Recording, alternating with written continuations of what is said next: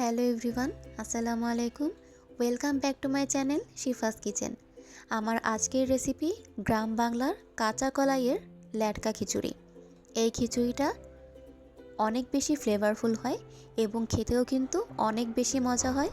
তাহলে চলুন চলে যাওয়া যাক মূল প্রস্তুত প্রণালীতে। এখানে আমি নিয়েছি কাঁচা খেসারির কলাই 500 গ্রাম।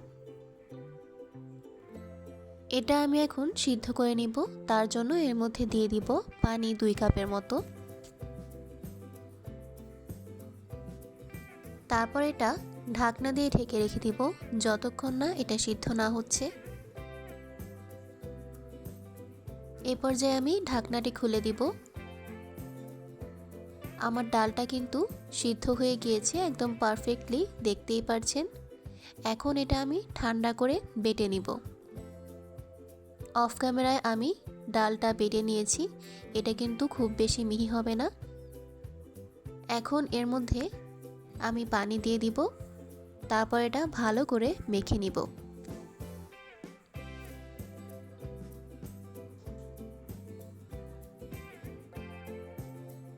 মেখে নেওয়া হয়ে গেলে এ পর্যায়ে এটা আমি ছেঁকে নিব। এতে করে ডাল থেকে খোসাটা আলাদা হয়ে যাবে। আপনারা কিন্তু ডালটা ব্লেন্ডারে ব্লেন্ড করতে যাবেন না, তাহলে কিন্তু ডালের এই খোসাগুলোর জন্য খেতে ভালো লাগবে না এবং ডালের খোসাগুলো ব্লেন্ড হবে না। দেখতেই পাচ্ছেন ডাল থেকে কতগুলো খোসা আলাদা হয়ে গিয়েছে।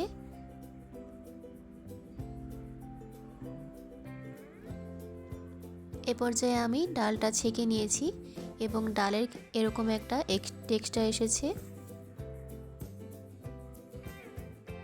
এখানে আমি নিয়েছি নর্মাল চাল 1 কাপ। তারপর আমি চালের মধ্যে দিয়ে দিব মসুর ডাল 2 টেবিল চামচ। এটা আপনারা চাইলে স্কিপও করতে পারেন। আমি ডাল এবং চালটা ভালো করে ধুয়ে পরিষ্কার করে নিব। তারপর খেসারির ডালের মধ্যে ডালটা দিয়ে দিব। তারপর ওয়েট করব এটা ফুটে ওঠা অবধি। এ পর্যায়ে ডালটা ফুটে উঠেছে। এখন একটু হালকা নেড়েচেড়ে নিব। এখানে আমি নর্মাল ভাতের চাল নিয়েছি। আপনারা চাইলে এর পরিবর্তে আতপ চাল বা লাল চালও এখানে ইউজ করতে পারেন। এখন এর মধ্যে আমি অ্যাড করব তেজপাতা 2টি, তারপর দিব দারচিনি 2 টুকরা, এরপর দিয়ে দিব এলাচ 4টি, এরপর এর মধ্যে দিব গোলমরিচ 8 থেকে 10টি, তারপর দিব লবঙ্গ 7 থেকে 8টি, তারপর অ্যাড করব হলুদ গুঁড়া 1.5 চা চামচ, এরপরে দিয়ে দিব মরিচ গুঁড়া 1 চা চামচ, দিয়ে দিব জিরা গুঁড়া 1 চা চামচ, তারপরে অ্যাড করব ধনে গুঁড়া 1 চা চামচ। সব মশলা দিয়ে এটা একটু ভালো করে নেড়েচেড়ে মিশিয়ে নিব।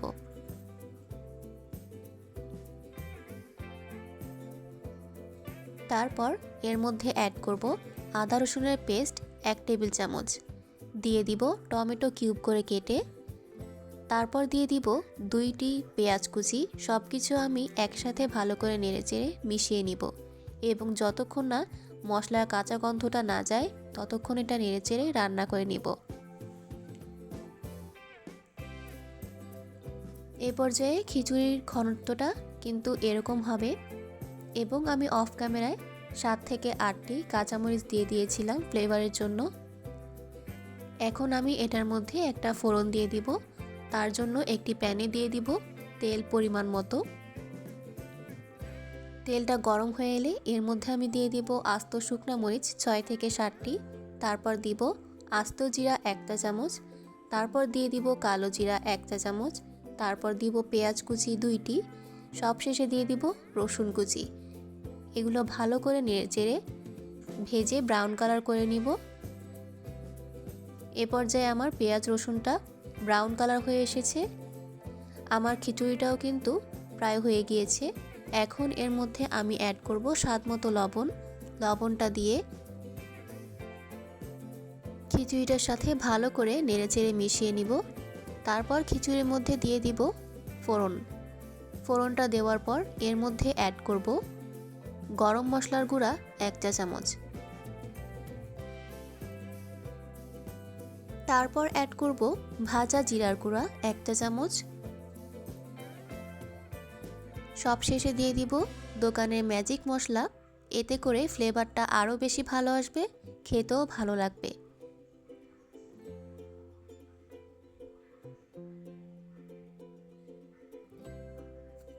এরপর আমি এটা একটু ভালো করে নেড়েচেড়ে নিব।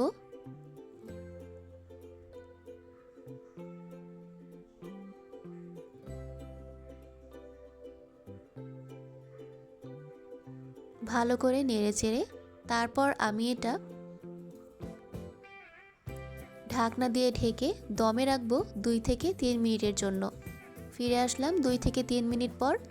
এ পর্যায়ে আমার খিচুড়িটা কিন্তু একদম রেডি হয়ে গিয়েছে।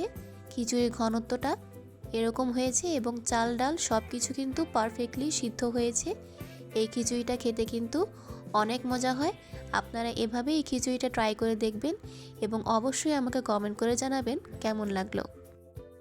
আমার এই মজাদার খিচুড়ির রেসিপিটা যদি আপনাদের কাছে ভালো লেগে থাকে তাহলে অবশ্যই আমার ভিডিওটাকে শেয়ার করে দিবেন এবং আমার চ্যানেলটিকে সাবস্ক্রাইব করে আমার পাশেই থাকবেন। ধন্যবাদ।